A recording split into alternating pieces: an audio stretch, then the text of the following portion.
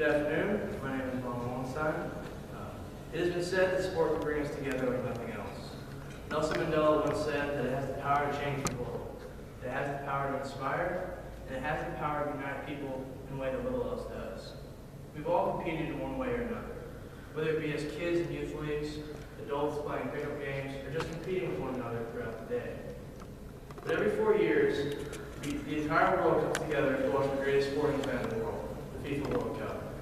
This summer is no different, as we all turn our eyes to Brazil to watch the highest form of association football be played by the top nations of Germany, Argentina, Brazil, the Netherlands, as well as the United States, compete for the king of all trophies, the World Cup. 2010 was when I fell in love with soccer. The World Cup in South Africa truly captivated my attention. I had to watch every game I could. Not only did I fall in love with soccer and the U.S. team, but Germany as well. Something about their style of play and the relentless goal-scoring efforts by young stars made me fall in love. It was a new love if I had not grown up with the sport, but it was something I would surely learn. Soccer is without a doubt the world's game. All it takes to play is a ball and a field to run around it. Anyone can play it, and everyone does. Yes, even North Korea. Entire countries stop when their teams compete. All of England is in a pub. German workers are given time off the next day to recover, and Brazilian shops, banks, and airports shut down for games. With no language barrier, the world is able to come together for a month in the summer to compete for these games. Differences are pushed aside so that the games can be played. Just like in 1982 during the Falklands War, both England and Argentina competed, although they were in conflict with one another. Differences are pushed aside, but patriotism is certainly not. If you look into the stands, you'll see fans adorned in the colors and flags of their nations. As 32 teams compete, the spectrum of colors are beyond what we're used to seeing in the States. Colors beyond the red, white, and blue. But there certainly is red, white, and blue.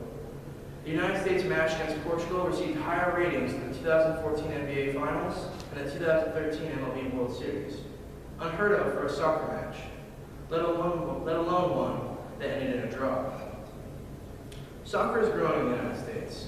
It has been for years. But now soccer is the second most popular sport for young men ages 18 to 25. There's a huge demographic for companies like ESPN and Fox Sports who will undoubtedly have to expand their soccer coverage. 3.2 billion people watched the 2010 World Cup final. That's half the world's population. That's a staggering figure, especially compared to the Super Bowl, which on good days is usually watched by 150 million people. FIFA, the governing body of football, truly puts on a wonderful tournament. But to a substantial amount of football fans, FIFA is like a hot dog. You love it, but you really don't want to know how it's made. FIFA is a non-profit organization that made $1.3 billion in 2013 alone. The 2022 World Cup has been awarded to Qatar, the smallest nation ever to host a tournament, where at the time of the tournament, temperatures will reach over 120 degrees Fahrenheit. A country that is using slave labor to build its stadiums. A country that people are dying in building these stadiums.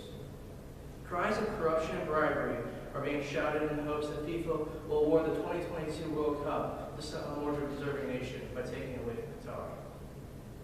In closing, I would like to think that the international sporting events such as these can bring the world closer together. And if that can happen through the World Cup, all the better. The world loves soccer, a sport that only requires a field, a ball, and some people to chase it can truly captivate our attention. The patriotism that follows the World Cup can bring out the best of the nation, exposing their love to the world. Soccer is growing in the United States, and as it grows, the passion we can bring to the world stage is ever expanding. In the years to come, I hope the passion and excitement the World Cup brings only grows for 2018 and beyond. Thank you.